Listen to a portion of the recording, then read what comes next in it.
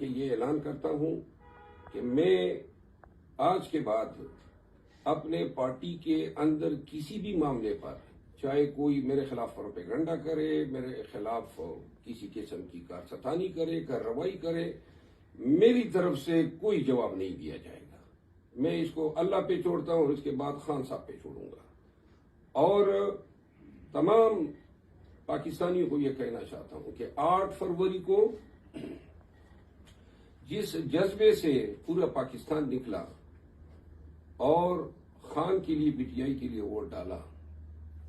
وہ جذبہ، وہ جنون 9 فروری کو بھی قائم تھا۔ شاید ہم اس طریقے سے اس مینڈیٹ کے تحفظ کے لیے وہ کردار ادا نہ کر سکے، اور 9 فروری کے بعد میں نے محسوس کیا کہ اس معاملے